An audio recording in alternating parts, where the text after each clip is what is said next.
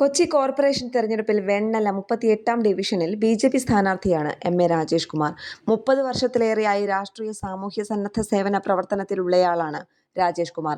കാലഘട്ടത്തിനനുസരിച്ചുള്ള രാജ്യ പുരോഗതിയെക്കുറിച്ചാണ് രാജേഷ് സംസാരിക്കുന്നത്. എന്നുള്ളതാണ് ഏറ്റവും ശോചനീയമായിട്ടുള്ള അവസ്ഥ.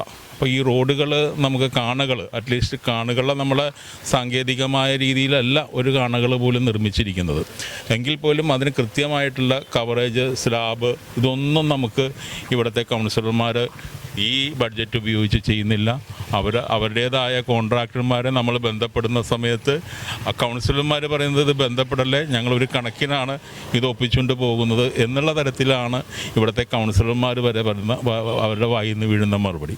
അപ്പോൾ ഇത് യഥാർത്ഥ വികസനത്തിലേക്ക് പോകില്ല. ജനങ്ങളുടെ കയ്യിൽ നിന്ന് ഈ ടാക്സും പിരിച്ചിട്ട് കൃത്യമായിട്ടുള്ള വികസന പ്രവർത്തനങ്ങൾ നടത്തേണ്ടത് ഇവിടുത്തെ ഓരോ കൗൺസിലർമാരുടെയും ഉത്തരവാദിത്തമാണ്.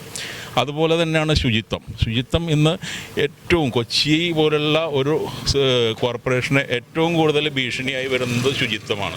അത് കൃത്യമായിട്ടുള്ള ഒരു കളക്ഷനോ അല്ലെങ്കിൽ അതിൻ്റെ ഒരു സർവേയോ കാര്യങ്ങളോ ഏതൊക്കെ വീടുകൾ എടുക്കുന്നു, ഏതൊക്കെ വീടുകളിൽ കൊടുക്കുന്നു, ഇത് എടുക്കുന്ന വീടുകളിൽ എന്താണ്, എടുക്കാത്ത വീടുകളിൽ എന്താണ് സംവിധാനം എന്നുള്ളതിനെക്കുറിച്ച് ഇവിടെ അന്വേഷിക്കാനുള്ള ഒരു കോർപ്പറേഷൻ്റെ ഭാഗത്തൊരു സംവിധാനമില്ല.